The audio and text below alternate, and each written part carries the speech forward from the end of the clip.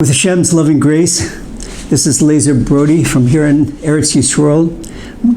Happy as always to be a guest of Chazaq and Torah Any Times, and this time with a special project with Chickens for Shabbos also, that having a special program of shiurim, most important shiurim, these vital shiurim called Risk and Reward, and I'm happy to take part in this because this is so important to Klal Yisrael.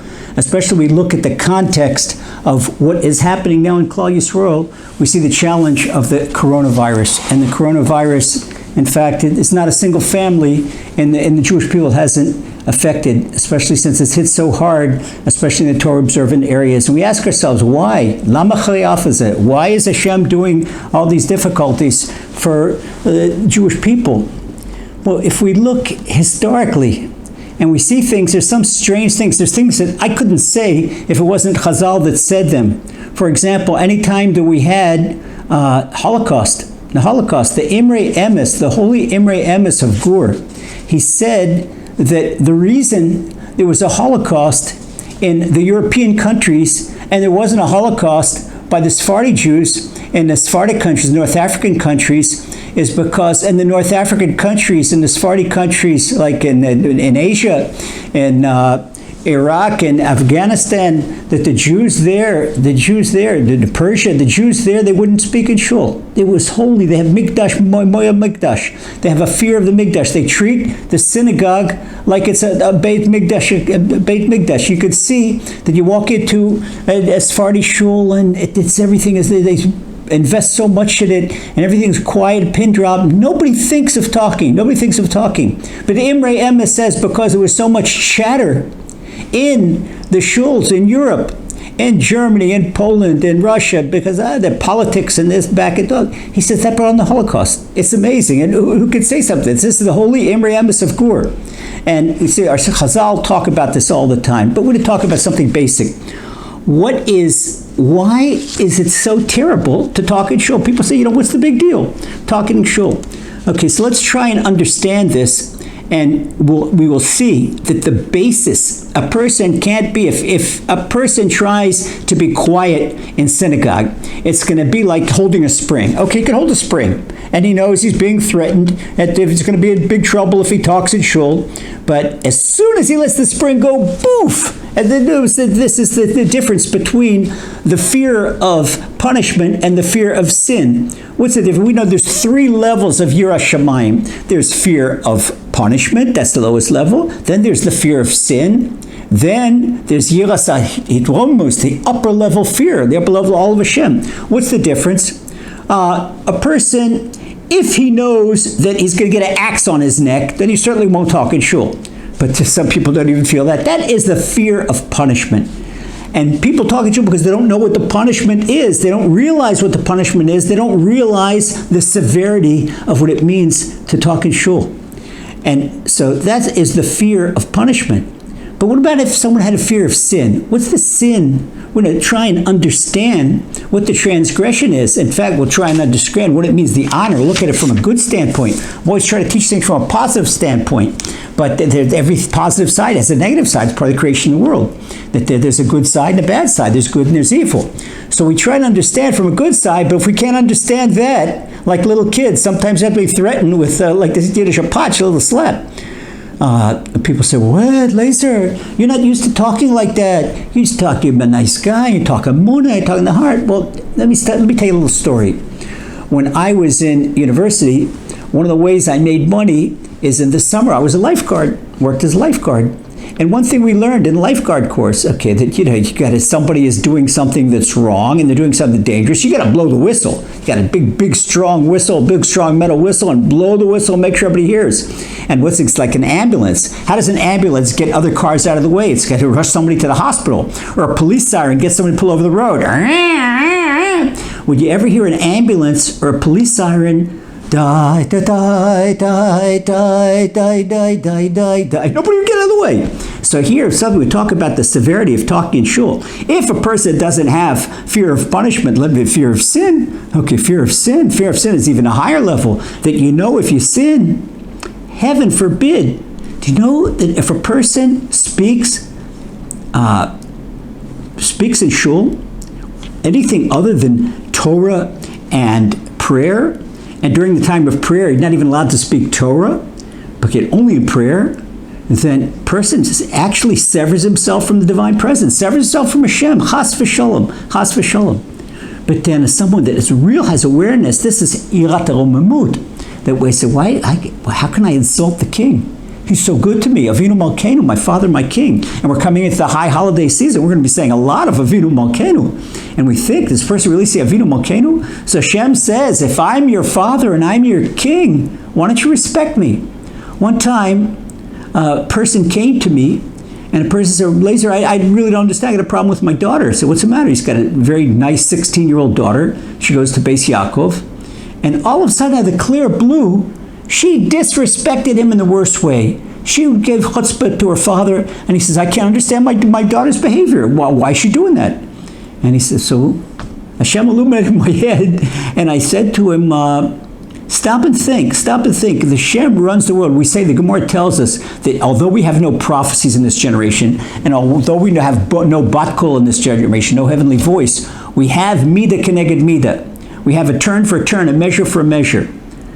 I said, if your daughter is respecting you, maybe you did something to disrespect your Father in heaven? So he started thinking, and he said, oh, wow. He had slapped himself in the forehead. So what's the matter? He said, right in the middle, Yehei Shmei Rabbah. In Kaddish, Yehei Shmei Rabbah, may Hashem's great name be sanctified. We know the Gemara says, Rabbi Yeshua ben Levi says, if a person says Yehei Shmei Rabbah with all his intent, then even if he has a decree of 70 years bad luck against him, then what's that going to do? It's going to be wiped out. It's going to be completely erased. And what better than that? So here in the middle of Yehei Shmei Rabbah, the guy turned to talk to his buddy. There can be no greater disrespect of Hashem. So Hashem doesn't want him to do this. Hashem is a loving father. And he doesn't want this guy to go to bed because he didn't think twice about it. When he comes to synagogue on Rosh Hashanah and Yom Kippur, he's going to say, I disrespected Hashem. I talked to him in Yehei Shmei Rabbah. No, he says, Shamnu Bagad. He's not even thinking. Most people, they're far away from true self-assessment, from true tshuva. So what Hashem does, Hashem wakes them up. And Hashem wakes them up. So why does Hashem wake him up? With something measure for measure. So by way of that, he asks himself, look, my daughter's a good girl. And why all of a sudden is she disrespecting me? That is so he can take stock in himself and say, what did he do to disrespect Hashem? And that way he makes tshuva and he's clean. So it shows that what Hashem is doing is all for the best. The same thing goes for coronavirus. Look at the symptoms of coronavirus. What happened with coronavirus? We all got kicked out of shul. Why should Hashem kick us out of shul? Why does Hashem kick us out of synagogue when we're all praising his name and we're all respecting him? Because something was wrong with the praise and something was wrong with the respect. There was a lack of praise and lack of respect. So look what happens. Not only did we get kicked out of shul, but we got treated like lepers, separated from one another. We have to social distance. Not only that, look what happens. Look what Hashem is doing, and nobody understands Hashem's language. A mask on the face. You walk around with a mask on your mouth. Come on, everybody with a mask on their pocket, and a couple of them, and you go, everybody's got masks in their pocket. Here, what does this mean? What does this mean? Why is Hashem doing this to us? Why is Hashem doing this to us? Now we have to understand, this is what we said on the Shabbat Chazon, the Shabbat before Tisha B'Av, when we were trying to examine all the problems, and Corona was burning already in Tisha B'Av. And what did Isaiah the prophet tell us in the first chapter of Isaiah? Ami lo idbonan. My nation didn't pay attention. My nation didn't take stock of themselves. He didn't say, all other type sins, that they did idolatry, and that they were stealing from one another, and they engaged in illicit sex. No, and the bloodshed. My nation didn't pay attention. Ami lo idbonan. And he compared us. He said, look, an ox and a donkey, they know who they're eating from. They know who's giving them food. And people, we don't know. We don't know who we're davening from. Look what the Pele Yoetz says. If we open up the Pele Yoetz, Rabbi Lazer Brody from Bulgaria, he was the biggest poiskim in the Balkan states. He was about the time of the early 1820s, 1830s in Bulgaria. And he talks about the need and the absolute chiyuv, the absolute obligation to be respectful in shul and not to speak anything, not to speak any regular mundane talk, only prayer. Only prayer. And he says like this, Shalol asuach shem chulin chas v'sholom. He says, chas v'sholom, heaven forbid a person should say, what's the weather today? Heaven forbid. No, only thing. Me'emat hashchina. Why? Because a person must have the fear of the divine presence. Do you remember how Moshe Rabbeinu, when it heard the divine, when he went up to Mount Sinai, and HaKadosh Baruch Hu said to him, Shal na'alecha me'al raglecha, Moses, you're on holy ground, take your shoes off. And Moses, he knew he could, then he really stuttered. And he could feel this. This is the way we should feel in Shul, because the Gemara tells us that where there is a minyan, where there are 10 Jews, it doesn't matter in Eretz Yisrael. This is one place where Galus, where New York is equal to Eretz Yisrael, where Miami is equal to Eretz Yisrael. Because if there are 10 Jews gathered to pray in a minyan, then it's just like Eretz Yisrael. Admas Kodesh, it is holy ground. When you have a synagogue in Queens, and there are 10 Jews praying there, it is holy ground. It's holy ground because that is the Shekhinah. That is the Shekhinah. Divine presence is right there. So if the divine presence is there, that is the king. That's not the king and the queen, Hashem Echad U'Shmo Echad. It's all one. But it's the whole, it's the king and his all royal counterpart, right? This is all royal entourage. They're right there. And who would think, can you imagine if you went to Buckingham Palace and the Queen of England, flesh and blood queen, non-Jewish flesh and blood queen, and somebody in the middle of the coronation with some prince or some pageant they're having in Buckingham Palace, and someone would yell up and talk right away. They would thrake him, they throw him out, they throw him in jail right in a minute. And people know, people go and they feel this awe going into Buckingham Palace. What Buckingham Palace? Flesh and blood queen, non-Jewish queen. And here, what do? We go into synagogue and the divine presence is there. And people talk. Why do people talk? Because they lack emunah. They don't believe that divine presence. That's what the Pele Yoetz, this was words. And this was he says. He says, Yichavu al na'aseh hetel rabim me'am ha'aretz. He calls a person who speaks in shul an am ha'aretz. An amma, it's not compliment am ha'aretz. Am ha'aretz means a common person. It's a common person. How can he not feel? How can his heart not feel the severity of the divine presence there? He says, woe to the people from the day of judgment. The day of judgment's coming close on Rosh Hashanah. And if you think it's a joke, think back of last year Rosh Hashanah. How would we have prayed in Rosh Hashanah if they would have told us, you know what, if we speak in shul this year, or if we don't pray properly, and if we don't do tshuva, guess what there's going to be? There's going to be a pandemic. There's going to be we don't care what's happening. And what about, let's look at our own people. Look at our own people. Look how many funerals there were in New York. Look how many funerals are in Bnei Brak and Yerushalayim. Not worried and not to be shaking, and we're about to stand the second this year on Rosh Hashanah, at least in Eretz Yisrael, the second wave is back, and you have 10, 15 people dying every day. But the Gemara says, if you see somebody, and especially somebody kasher, an upright Jew in your community, and something happens to him, don't say, that's his, that's Moshe's business, and that's Yaakov's business. No, a person has to say, wait a second, I'm no better than him. I've got to do tshuva, I've got to do stock in myself. What's happening with me? How do I behave in shul? And now the Pele Yoetz says like this. He says, when other people speak in shul, you have to protest. You have to protest. You're not trying to win an election, win a popularity contest, and you got the guys, the mafia there that speaks in shul, and you say, no, did you afraid they're going to make fun of you? This is the very beginning of the Shulchan Aruch. In Sif Aleph, the Ramah says that you should not be afraid of the people that are making fun of you when you're doing a mitzvah. And this is the biggest mitzvah. And we'll soon see why it's the biggest mitzvah. Okay. We said that the Imrei Emes said that the reason that the Holocaust affected the Ashkenazi countries and didn't affect the Sephardi countries is because the Ashkenazi countries were used to blabbing in shul, and the Sephardi countries, they did not speak in shul. Well, you know who said the same thing at a previous Holocaust? If we looked at Tosfos Yom Tov, the Tosfos Yom Tov, Rabbi Yom Tov Lippman Heller, he made the Tosfos Yom Tov commentary on the Mishnah. Okay, he lived born in Poland, Russia, back at the time of 1648, 1649. In 1648 and 1649, there was called Gzerot Tach.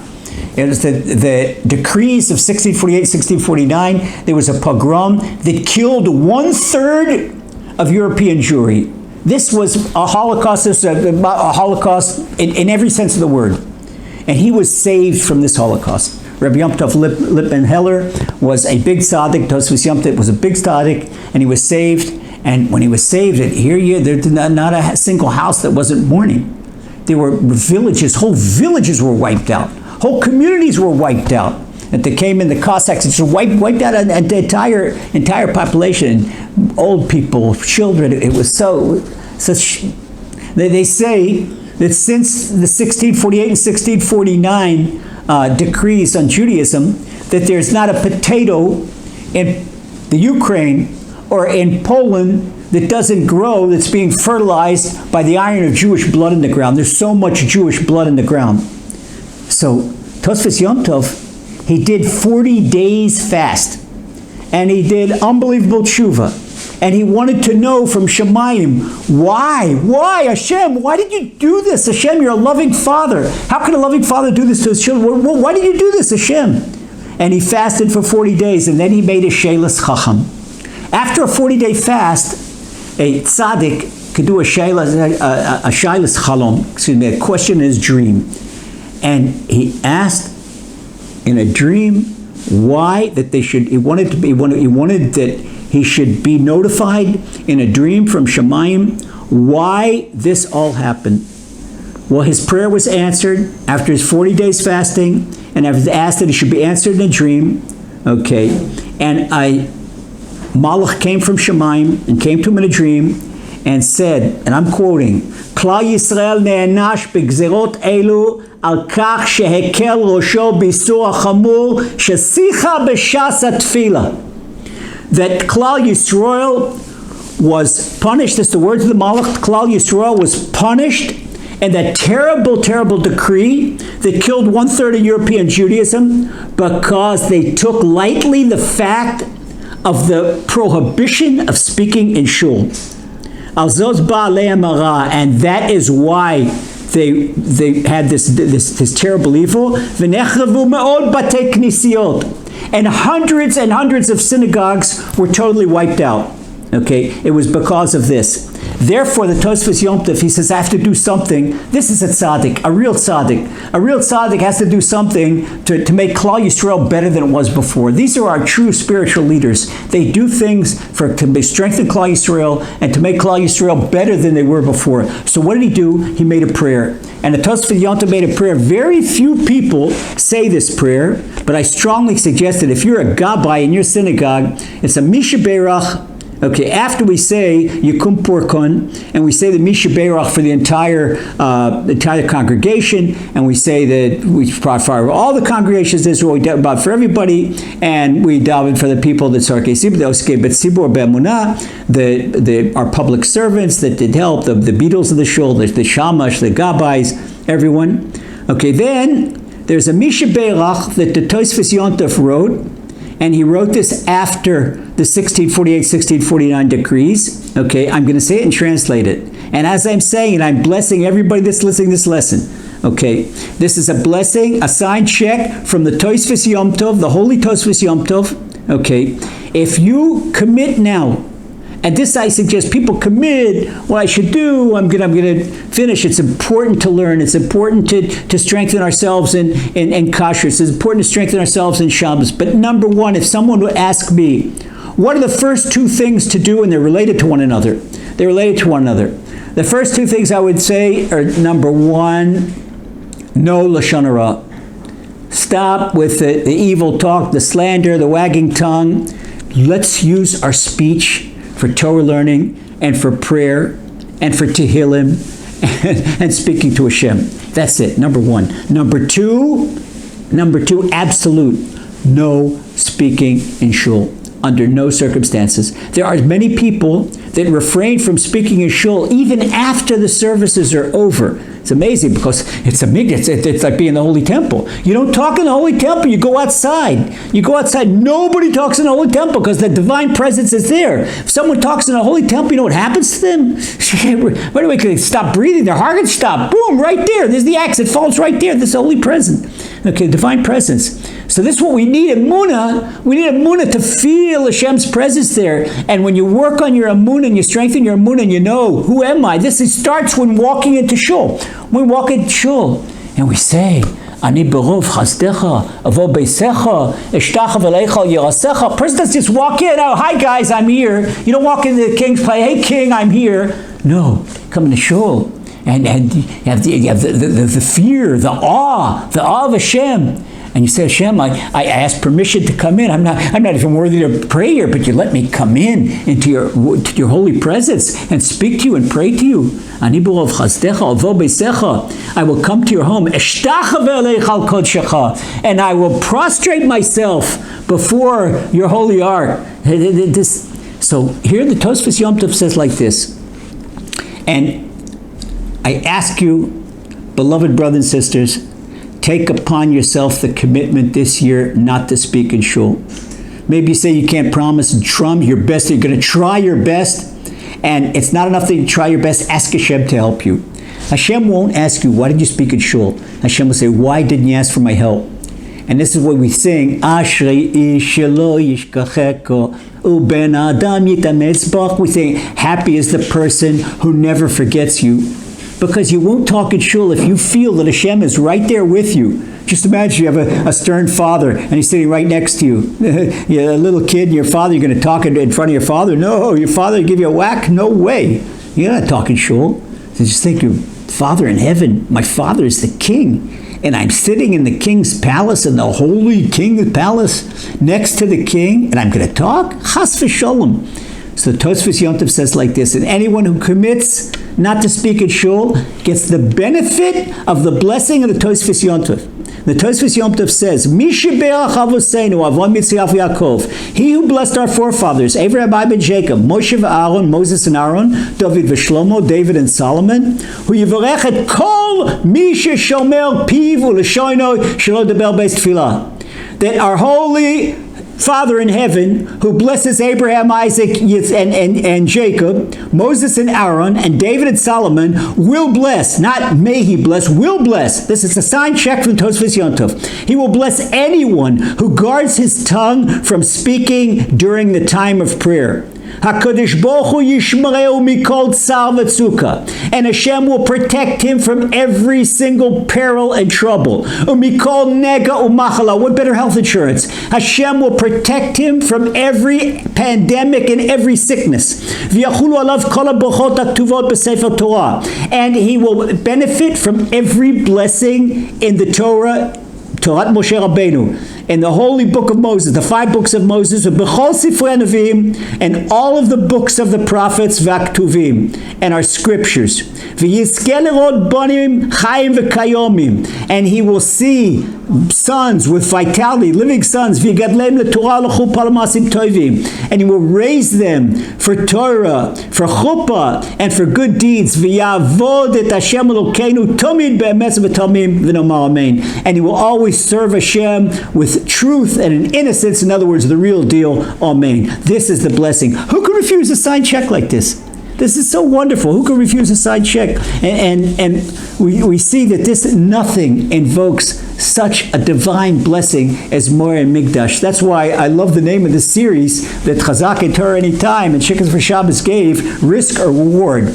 Because the risk is very, very stiff. And we see the Arizal and we see the Hours Dvash. Rabbi Yonatan Eibschitz, he talks about the risk. He says, wow. He says that the vapor of a person's speech in shul, it creates, this is really scary. I don't want to scare anybody, but this is the words of Yahweh's Dvash. He says it creates a spirit of impurity, And it invokes then to bring the Zohar. The Zohar says what happens when you have a spirit of impurity. Then comes in the dark side angel. You know who that is. Not going to mention his name. Comes in dark, and he takes over the synagogue. So now you cannot have the divine presence anymore. As soon as the dark side angel comes in, where you have evil, you can't have good. The good says, bye-bye, I'm going. And when you have dark side angel, then it's just a matter of time before that community is destroyed. And we can see how this is the blueprint for destroying a community, chas v'sholom. And we see what does the Baal told us. Yaakov Yosef. The Baal told us he was one of the prime students of the Baal Shem Tov. He once went into a town and they were talking in the synagogue, and right away he stopped. He said, "Hashem yelachem lachem v'atem tachrishun." He brought the pasuk in Shmos that says, "Hashem will fight your battle and you should be quiet." That's when they did. Am Yisrael, they saw the sea in front of them, and they saw the Egyptians behind them. They said, "How are we supposed to do?" They needed a miracle. How'd they get a miracle? Moses says, "You be quiet, and Hashem will fight your battle." So when the Bala told us, Yaakov Yosef of Polo, he heard people talking shul. He said, "You know what this means? It's the opposite." He says, if you talk in shul, im lo tachrishun, Hashem lo yelchemchem. If you talk in shul, Hashem will not fight your battle, and then the enemies prevail. And now we can understand why there's 1648 and 1649 decrees, and why there's Nazis, and why there's fascists, and why there's everything else. Okay, and even you can see there's attacks in shul in the United States, in Pittsburgh, and California, and Miami. Chas v'sholom, who needs it? Who needs it? And there's one thing you don't do. People that talk in shul, you see people coming into synagogue nowadays with telephones. This is suicide. Don't bring a phone to shul. What's more important? So when a person even looks at a text message and even puts the phone on its buzzer, and that they hit the ringer. In Hebrew they call it retet. They put it on a buzzer, but it takes away his attention from Hashem. Hashem says, "Oh, that's more important than me." So why are you looking at your phone? "Oh, Hashem, I got a big deal to make." Oh, you got a big deal to make. You think that your parnasa comes from you? Okay, go try. Now you're in big trouble. Now you're in big trouble. As soon as a person is dependent on himself, heaven forbid, and he thinks that his business is what makes him a living, and he wants to make sure he runs his business from Shacharis, and in the middle of Chazarot HaShas, he's into his telephone. This is suicide. We don't get our parnasa or our health from the doctor, our parnasa from our business. It all comes from Hashem. So the best thing, not to only turn off your phone, don't bring your phone to shul at all. Leave it at home and leave it in the car. While you're in shul, you're talking to Hashem. This is it's so important. And as soon as a person looks at that phone, it's not with Hashem anymore. Hashem says, "You're not with me." You have to understand one thing. In spirituality, there is no gray. It's white, it's kedusha, or it's tuma. It's tuma or tahara. There is no middle ground between tuma and tahara, between ritual purity and impurity. There's no middle ground, something half pure. There's no such thing. So where we have the divine presence, where we have the Shekhinah, then that's what we say in Birkat HaMazon. Ki ein machsor lire'av. So why is there no lacking, there's no deficiency to those who fear Hashem? Because Hashem's there and Hashem's giving them every single blessing. But chas v'sholom, if they don't fear Hashem, then they have to fear everything else, because Hashem's not there. If Hashem is not there, the dark side is not there. And that's the words of the Zohar that the Yaros Dvash is bringing here. And we see what we talk about with the Imre Emes, with the Holocaust, and the Tosfos Yom Tov, with the 1648, 1649 degrees, Gil's Tach V'Tach. What else do we need? And now with the coronavirus, and people wonder what's happening with coronavirus. What's corona? Corona in Latin is Keter. That's the crown. That's Hashem. Hashem himself. Hashem himself. And people think, why? Every time we see every other day in the news, oh, this one's got a vaccine, Israel discovered a vaccine, America discovered a vaccine, and Russia discovered a vaccine, and then 2-3 days afterward, it all fizzes out. There's nothing. There's no vaccine. The only vaccine for corona is to close our mouths and not speak in shul. That's it. This is the source. This is the source. Not my words here. We got sources. We can talk about this for 4 hours. Got the Chida and the Arz Dvash, and when I maybe for Halacha, Mechaber and Ramah. What does the Mechaber say? Mechaber says it's Shulchan Aruch. This is Shulchan Aruch. This is Halacha. We're not talking about Hasidus. We're not talking about piety. He says Lo yasiach sichat cholim b'shah she'ashilech tzibur chozer b'tfilah. He says a person shall never open a word and say a word when a person, during the Chazarat Shas, v'im safin, if he talks, hu choyte v'gadol avono minso.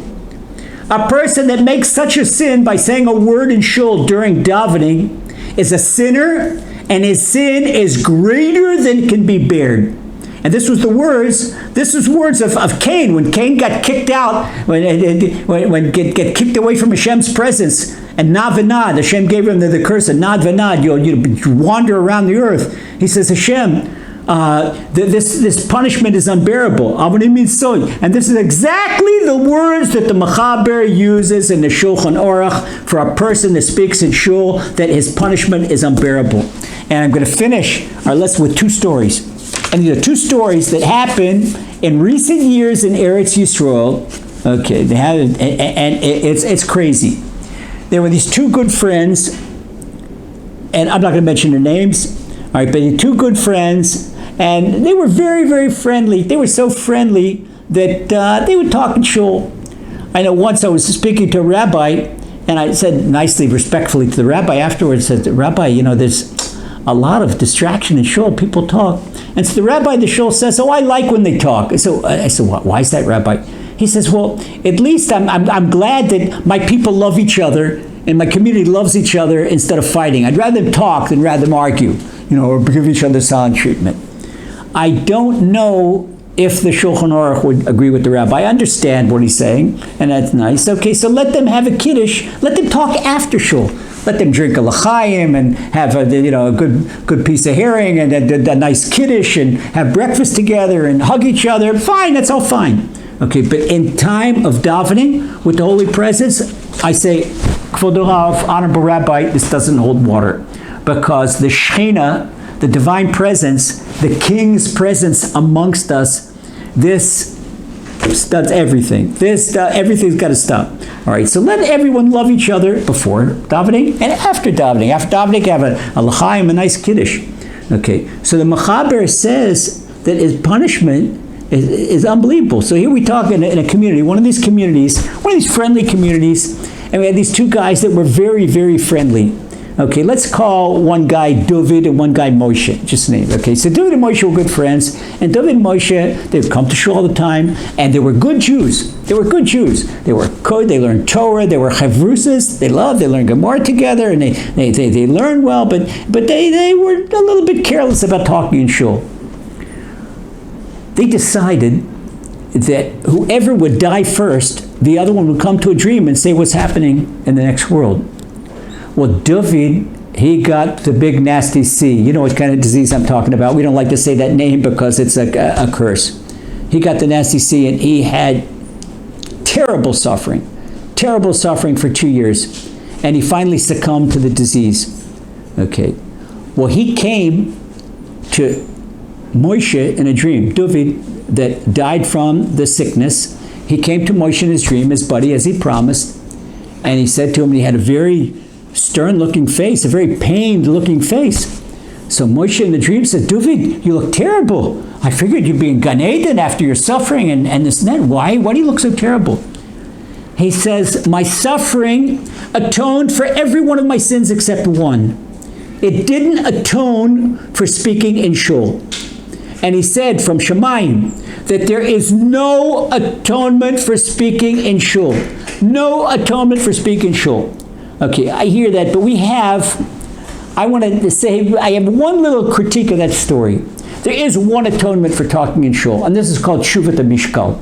And this I learned from Rabbeinu Yonah, who is a Rishon. Tshuvat HaMishkal means that I do an equivalent tshuva to something was wrong. For example, once a woman had an abortion, and she came to me crying, and she said, Rabbi, the rabbi told her she made tshuva afterwards. and that she said she killed her own embryo, and that there's no tshuva for this, no atonement. And I said, I'll tell you what, you convince people, become active in an organization like Efrat that prevents abortions, and you convince other women not to have abortions. If you save one abortion, you save one woman from doing that, this is already a wonderful atonement. This is called Tshuva Samishkal, equivalent Tshuva.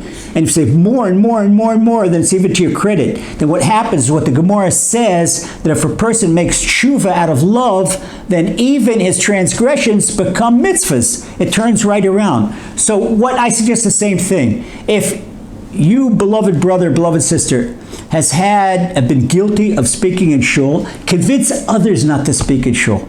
And this will be a perfect atonement. And there's one other story I wanted to share with you, that this is end our shir on a good note. The other story I wanted to share with you is about another Jew in Yerushalayim, and he had the terrible sickness, the same thing that David had in the first story. And a rabbi at a shul knew the power of refraining from talking shul. So he got the members of shul together, and he says, let's call the sick guy Avram. He said to the whole community, we all love Avram. Let's do what we can to save Avram's life. We know the Gemara in Sanhedrin tells us that anyone who saves a life in Israel is like saves an entire universe. So let's do what we can to save a life. Are we all willing to commit not to talk in synagogue anymore in order to save Avram's life? And they all agreed. Well, it was a short matter of time. That the doctors, they checked him out, okay? And they saw, I read it right from the Israeli newspaper, okay, בבדיקות הבאות שעשו לו הרופאים, המחלה נעלמה כלא הייתה. And the next time the doctors checked, the disease disappeared as if it was never there. That the doctors say this is a total miracle, and they never saw such a phenomenon in their lives. And this is what we see clearly. We see clearly the power of respecting shul, the power of not talking in shul, and this is the reward. So, beloved brothers and sisters, let's focus on the reward and say the risk. If we're not scared about it, focus on the reward. And remember what the sign check from Tosfos Yontef, that you're going to have every single blessing you need. People run to big tzaddikim, and they pay all kinds of pidyon nefesh before Rosh Hashanah and all types of things. Okay, that's important. But there's nothing is as powerful. It's just close your mouths at shul. And intent, davening with intent, closing your mouths at shul, especially on the high holidays. And by virtue of our strengthening ourselves in our prayer in shul, Hashem will certainly strengthen us in good health of body, mind, and soul. And by us respecting Hashem's mini temple, which is Mikdash Ma'at, each synagogue is called a mini temple, Hashem will certainly have pity on Klal Yisrael, on the nation of Israel, and build us our third holy temple that will never be destroyed forever and ever, and in gathering the exiles, and bring Mashiach Tzidkenu with the full redemption of our people, speed in our days. Amen. God bless. Have a wonderful, wonderful New Year.